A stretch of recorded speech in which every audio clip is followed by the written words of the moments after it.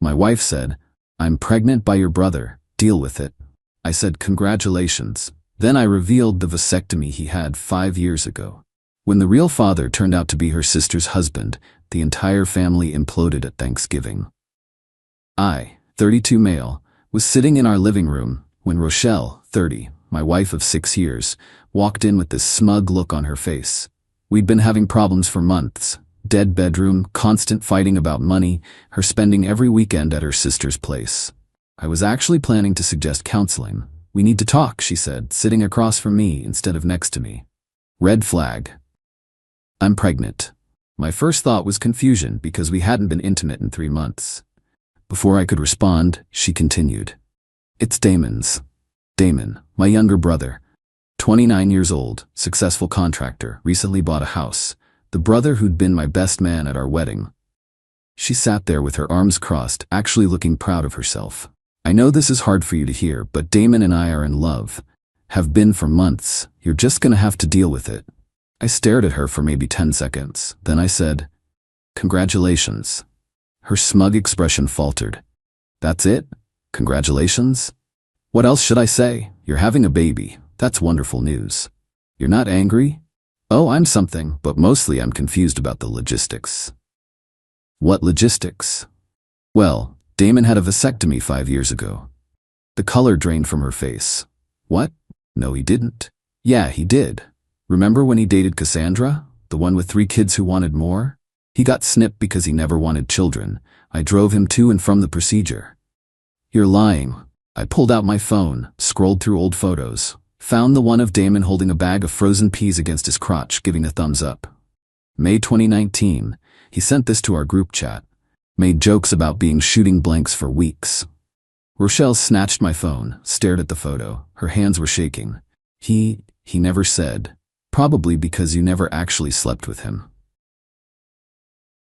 Update 1. So after dropping that bomb, Rochelle went ballistic, screaming about how I was trying to gaslight her, that Damon must have had it reversed, that I was making things up to hurt her. I texted Damon, "Rochelle says she's pregnant with your baby. Congrats?" He called immediately. "What? Bro, what the hell? I haven't even seen Rochelle since your birthday party in June." Put him on speaker. Rochelle tried to grab my phone, but I held it away. Damon continued, "Is this why she kept DMing me weird stuff? I blocked her on Instagram last month because she was sending thirst traps." "You blocked me?" Rochelle screeched. "Rochelle, what is wrong with you? You're married to my brother." She hung up on him. The next morning she tried a different approach. Made me breakfast, first time in a year wearing lingerie at 7 a.m. Baby, I was confused. The pregnancy hormones are making me crazy. It's your baby. I just panicked. "We haven't had sex since August." "That's not true. Remember that night after Zoe's wedding?" "Zoe's wedding was in July. It's November." She did the math in her head. "I meant September, Labor Day weekend." "I was at a work conference in Labor Day. You went to your sister Gwen's beach house, remember?" Another face color change. "Gotcha. How far along are you exactly?"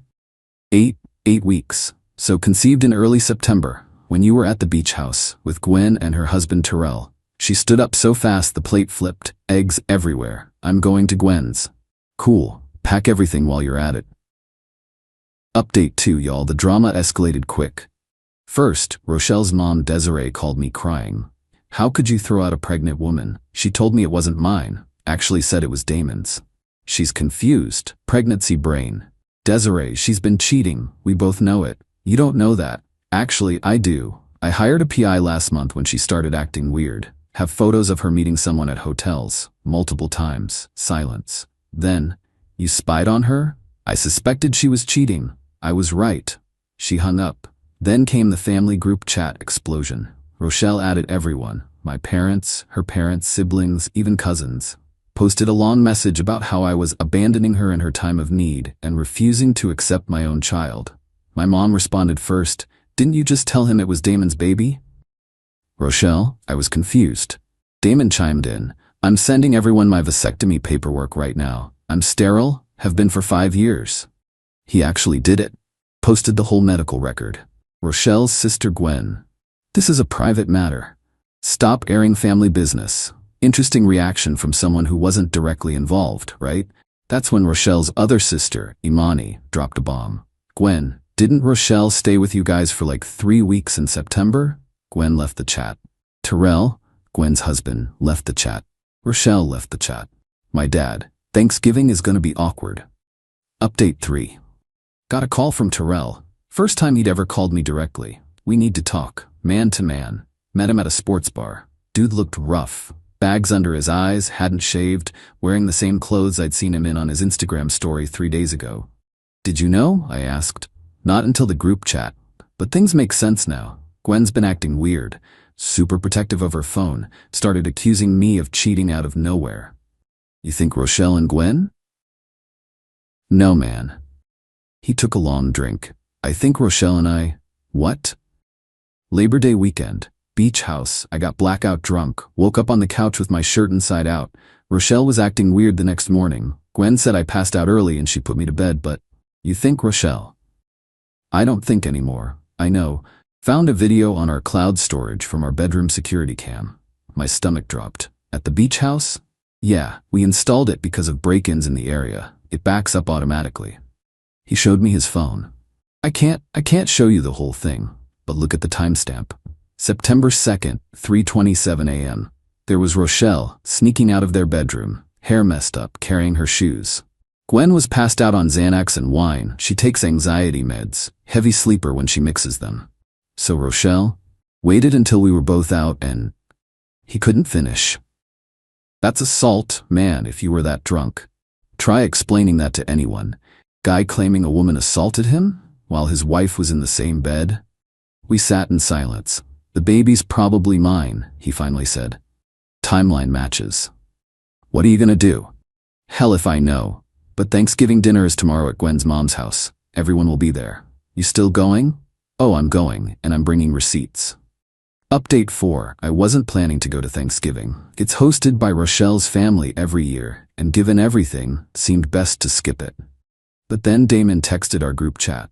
Bro, you have to come. Terrell just told me something. Trust me. Then my mom called. Desiree specifically requested you come. Says Rochelle has something important to tell everyone. Against my better judgment, I went. Walked in to find the most tense room I've ever experienced. Rochelle sitting next to Gwen, whispering furiously. Terrell at the opposite end of the table, drinking straight bourbon. Damon next to my parents. Various aunts, uncles, cousins, all sensing drama, but not knowing what. Desiree clinked her glass. Before we eat, Rochelle has an announcement. Rochelle stood up, actually glowing with confidence. I wanted everyone to know that despite the challenges in my marriage, I'm blessed to announce I'm pregnant. Scattered congratulations. Some confused looks given the challenges comment. And, she continued, looking directly at me, I've decided to raise this baby with someone who actually loves me. Someone who's been there for me through everything. She grabbed Gwen's hand. My sister and I are moving in together. We're going to raise this baby as a family, with or without the deadbeat dad. Wait, what? Was she implying? Gwen looked confused but smiled. Yes, I'll always support my sister. Terrell stood up. Actually, I have something to share too. The room went quiet. Since we're talking about the baby, we should probably discuss how it was conceived. Rochelle's face went white. Terrell. Don't. No, I think everyone should know. He pulled out his phone, connected it to the Bluetooth speaker they use for music. This is from September 2nd, 3:47 a.m. Audio started playing. Rochelle's voice slurred. He won't remember anything. Gwen's passed out. Stop being such a baby about it. Terrell's voice barely conscious. What are you doing? Stop. Shut up, you've been flirting with me all weekend. No, get off. Gwen. Rochelle laughing. She's unconscious. I put extra Xanax in her wine. Just lay back. Desiree gasped. Turn it off.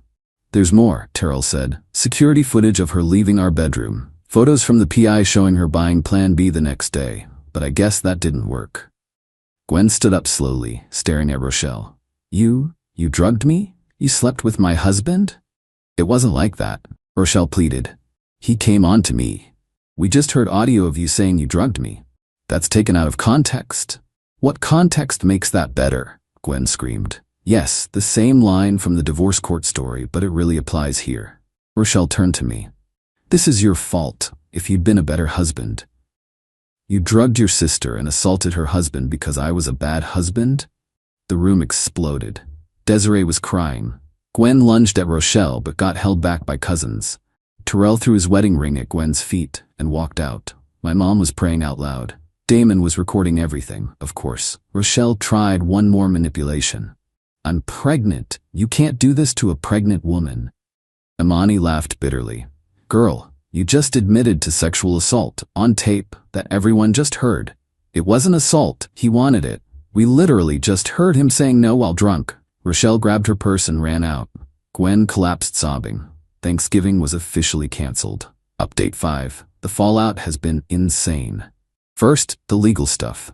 Terrell filed a police report. The audio, video, and Plan B receipt are evidence. Rochelle's been calling everyone begging them to convince him to drop it. She showed up at my apartment at 2 a.m. pounding on the door. Please, you have to help me. They're saying I could go to jail. You drugged and assaulted someone. It wasn't assault. We were both drunk. You literally admitted to drugging Gwen. And Terrell was unconscious. He got hard. That means he wanted it. That's not how it works, and you know it. If I go to jail, what happens to the baby? That's not my problem. You're supposed to be my husband. Actually, the divorce papers you'll be served tomorrow say otherwise. She tried to push past me into the apartment. I blocked her. Rochelle, leave, or I'm calling the cops. You wouldn't dare. I started dialing. She ran. Then came the family division. Team Rochelle, somehow she has won. Her mom Desiree. She made a mistake, but family sticks together. Her aunt Tisha. Terrell probably led her on. 2 cousins who think men can't be assaulted. Team everyone else. Literally everyone else. Gwen filed for divorce and a restraining order against Rochelle. Posted on Facebook, finding out your sister drugged you to sleep with your husband is not how I plan to end 2024. The comments were brutal, but deserved. Update 6. Rochelle's entitlement reached new heights. She actually tried to sue Terrell for child support. Her lawyer dropped her after hearing the recording. She represented herself in family court, arguing that, regardless of circumstances, he's the biological father and needs to provide for his child. The judge looked at her like she had 3 heads. Ma'am, you're currently under investigation for sexual assault against the person you're trying to get support from, that the baby needs. Ma'am, I strongly suggest you focus on your criminal case. She then pivoted to trying to get me to pay support, claiming we were still married when conception occurred, so I'm the presumptive father. My lawyer shut that down quick. My client has texts where you explicitly stated it wasn't his child. Also, the timeline proves he was in another city during conception. But the peak entitlement? She started a pregnancy blog called Thriving After Betrayal, where she painted herself as a victim of everyone abandoning her in her time of need. She actually wrote, "Society has failed pregnant women who make difficult choices in pursuit of love." Someone found it and posted screenshots to Twitter. The ratio was beautiful. Someone commented, "Difficult choices equals drugging your sister and assaulting her husband? Girl, seek help." The blog lasted 72 hours before getting taken down for violating community guidelines. Update 7. Christmas was approaching, and Rochelle went full nuclear. She created fake texts between me and her, making it look like I was threatening her. Posted them on Instagram with a long caption about escaping domestic violence. Problem? She's an idiot with technology. The timestamps were from times I was provably at work, presenting to 50 people. Also, she used the wrong phone number format. My area code was wrong. I didn't even have to defend myself. Internet detectives tore it apart in minutes. Someone found the app she used to create fake texts and posted a tutorial showing how she did it. Her account got banned for spreading false information. Then she tried to break into Gwen's house to get her things. She never lived there. Gwen's Ring camera caught her trying to jimmy the window at 3 a.m. She was wearing a baby on board shirt, as if being pregnant gave her breaking and entering privileges. Cops arrested her. She told them she was retrieving her property and that Gwen stole her baby's father. The officer, according to the report, "Ma'am, you can't break into someone's house regardless of your relationship drama." She got released on bail. Desiree paid it, but now has charges for attempted burglary, violation of restraining order, plus the pending sexual assault investigation. Her response? Posted on her mom's Facebook that the system is rigged against pregnant women. Update 8. Here's where everyone stands now. Rochelle, currently living with her mom, who's the only person still defending her, facing multiple criminal charges, still pregnant, still delusional. Tried to start a pregnancy support fund that raised $73, all from her mom's church friends who don't know the full story. When someone posted the recording in the comments, donations stopped. She's been banned from all family events. Amani told me she tried to crash their cousin's birthday party and got physically removed by security. The cousin hired security specifically because of her. Gwen, in therapy, staying with Amani. Divorce proceedings moving fast since Terrell isn't contesting anything. She posted one public statement. I lost a husband and a sister in the same moment. The betrayal from both is unbearable. But at least Terrell was unconscious. Rochelle was stone-cold sober when she decided to destroy me. Living with his brother, also in therapy. The DNA test confirmed he's the father. He's already stated he wants no custody and will sign away rights. His lawyer is pushing for prosecution on the assault charges. He told me, I can't even look at anything from that weekend without feeling sick. Me. Divorce finalized in record time thanks to her admission of infidelity and the criminal charges. She got nothing except her personal belongings and her car, which got repossessed last week because she hasn't made payments in 3 months. Started dating Quinn, a teacher from my gym who thinks the whole story is insane. She jokes that she's glad she's an only child so there's no sister to worry about. Damon. Still traumatized that Rochelle tried to baby trap him when he's literally sterile. Has provided his medical records to 3 different lawyers as evidence. Started a Reddit thread called, My Sile tried to claim I got her pregnant even though I had a vasectomy. That went viral. The baby, this is the saddest part, due in May, will likely be born while Rochelle is either on trial or in jail. Terrell wants nothing to do with it, understandably. Rochelle's mom says she'll raise it, but she's 67 with health issues. The family is completely fractured. There won't be any more joint Thanksgivings. Christmas is canceled. Rochelle's actions destroyed multiple relationships in one selfish moment. Final update. The trial was last week.